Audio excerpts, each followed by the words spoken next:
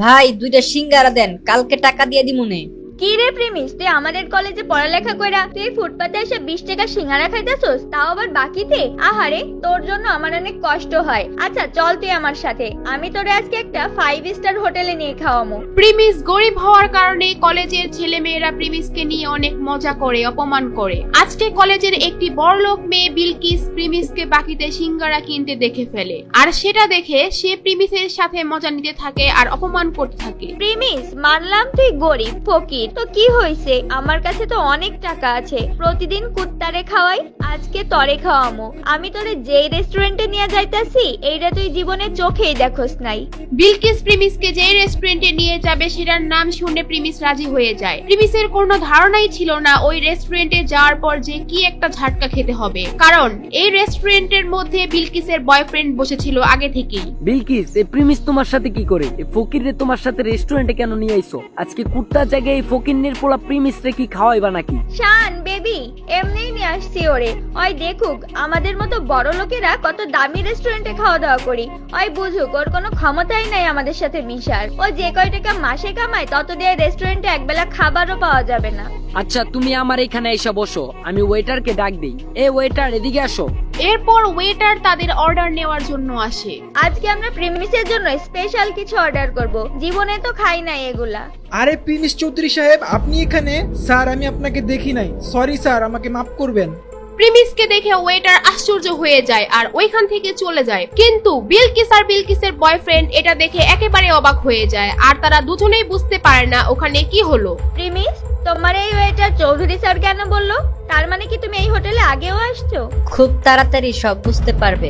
কিছুক্ষণ পরে ওয়েটার 50,000 টাকা দামের একটা কোল্ড ড্রিঙ্কস নিয়ে আসে ওখানে আর বলে, চৌধুরী স্যার, এই যে নেন আপনার ফেভারিট কোল্ড ড্রিঙ্কস। এত দামি কোল্ড ড্রিঙ্কস? এই প্রিমিস, এত দামি কোল্ড ড্রিঙ্কস এর বিল কি তোর আব্বু দিব নাকি? এটা শুনে প্রিমিস একটু হাসতে থাকে, আর ঠিক তখনই ওয়েটার বলে, প্রিমিস চৌধুরী স্যারের বিল দেওয়ার কোনো দরকার নাই।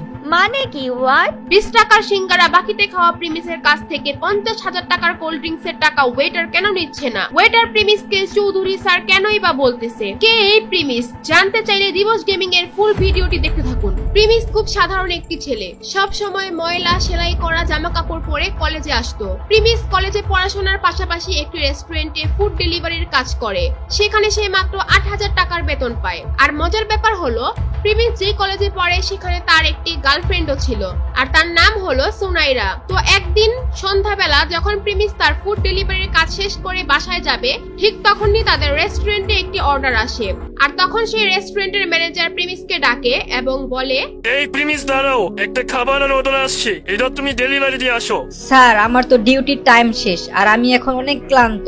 কলেজ থেকে ফিরে এখনো কিচ্ছু খাই নাই, আমার কলেজের অ্যাসাইনমেন্টও বাকি আছে। স্যার আপনি এই অর্ডারটা অন্য কাউরে দিয়ে ডেলিভারি করায় দেন। তোমার তো সাহস কম না, তুমি আমার মুখের উপর তর্ক করো। আমাদের বাকি ফুড ডেলিভারি বয়েরা এখন বিজি আসছে, এটা তোমারই এখন দিতে হবে। স্যার এখন আমার খুব দুর্বল লাগতেছে, না হলে আমি ডেলিভারিটা দিয়ে আসতাম, আর এই অবস্থায় সাইকেল চালা যেতে হয়তো আমি পারবো না। তোমাকে চাকরি দেওয়া আমার ভুল হয়েছে, কোনো কাজ দিলে তুমি এমন ফালতু অজলাত দেখাও, চাকরি থেকে বাদ দিলে তখন দেখা যাবে চাকরি কোথায় পাও। তুমি চালো আমার বাইকটা নিয়ে খাবারটা পৌঁছে দিয়ে আসো। আচ্ছা ঠিক আছে, আমি যাচ্ছি। প্রিমিস এই ক্ষুধার্ত শরীর নিয়েও খাবার ডেলিভারি দিতে রাজি হয়। যদিও তার কাজের সময় শেষ হয়ে গিয়েছে, তারপরেও ম্যানেজারের কথায় তার চাকরি হারানোর ভয়ে সে যেতে বাধ্য হয়। তাই সেই কথা চিন্তা করে রেস্টুরেন্ট থেকে খাবার নিয়ে বের হয় ডেলিভারি দেওয়ার জন্য। A few moments later. আরে কত সুন্দর বাইক! ইস, এরকম একটা বাইক যদি আমার থাকতো, এই বাইক দিয়ে সোনাইরাকে নিয়ে ঢাকা শহরের অলিতে গলিতে নিয়ে ওকে ঘুরতাম। সুনাইরা হচ্ছে প্রিমিসের গার্লফ্রেন্ড, আর সুনাইরা বাইক অনেক পছন্দ করে। প্রিমিস যেহেতু সুনাইরাকে অনেক ভালোবাসে, সে তার বেতনের টাকা থেকে যখনই কিছু টাকা বাঁচাতে পারে সুনাইরার জন্য গিফট কিনে নিয়ে আসে। প্রিমিস মনে করে সুনাইরা তার পাশে সারা জীবন থাকবে। সুনাইরা প্রিমিসকে অনেক ভালোবাসে, এটাও সে মনে করে। আর তারপর প্রিমিস ফুড ডেলিভারি দেওয়ার জন্য তার গন্তব্যে পৌঁছে যায়, আর সেটি ছিল একটি দামি হোটেল। হোটেলের ভিতর যখনই রুমে নক করে, আর তখন ভিতর থেকে দরজা খুলে দেয় একটি মেয়ে। সেই মেয়েটি আর কেউ নয়, সেটি ছিল প্রিমিসের গার্লফ্রেন্ড সুনাইরা। আরে সোনাইরা, তুমি এখানে কি করতেছো? তোমার সকাল থেকে মেসেজ দিতাছি, ফোন দিতাছি, কোনো রিপ্লাই নাই। আচ্ছা ওয়েট, তুমি কি খাবার অর্ডার দিছো? আর তুমি হোটেলে কি করতেছো তোমার বাসায় রাইখা? এই ডেলিভারি বয়স কথা তো কিসের কথা? আরে প্রিমিস দেখি আমাদের কলেজে পড়ালেখা করে সেই ছেলে এখন ফুড ডেলিভারি বয়। সুনাইরার সাথে এখন যাকে যাকে দেখছেন সে হচ্ছে রাসেল। প্রিমিসরা যেই কলেজে পড়তো সেই কলেজের ম্যানেজমেন্টের দায়িত্বে থাকা একজন বড় লোকের ছেলে। সেও ওই কলেজেই পড়ালেখা করে। সুনাইরা, তুমি এখানে কি করতেছো ওর সাথে? তুমি আমার মেসেজে রিপ্লাই দিচ্ছ না, ফোন ধরতেছো না, আর এখন তুমি এখানে বসে আছো ওর সাথে। সুনাইরার তখন আর কিছু লুকানোর থাকে না, তাই সুনাইরা বলে, তোর সাথে আমার ব্রেকআপ। তোর মতো ফকুন্নির ছেলেদের সাথে এতদিন রিলেশন করছি, এটা তোর ভাগ্য।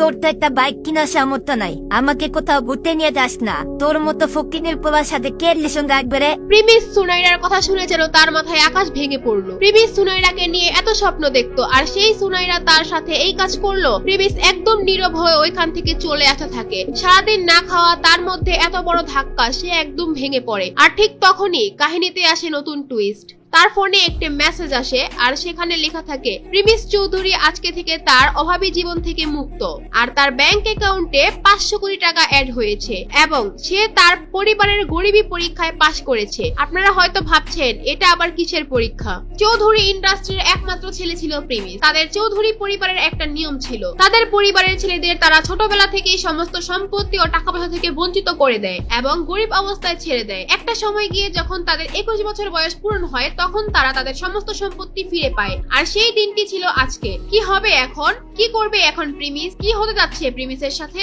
এগুলো জানতে চাইলে দিবস গেমিং এর ইউটিউব চ্যানেল সাবস্ক্রাইব করে নোটিফিকেশন বাটন বাজায় রাখেন, কারণ আগামী পর্ব এখানেই পেয়ে যাবেন। আর যারা দিবস গেমিং এর সাথে লাইভে গেম খেলতে চান, অ্যাড হতে চান, তারা দিবস গেমিং এর ফেসবুক পেজটি ফলো করে দিয়ে আসেন। ডেসক্রিপশন আর পিন কমেন্টে লিংক দেওয়া আছে, চালু করে ফলো দিয়ে আসেন।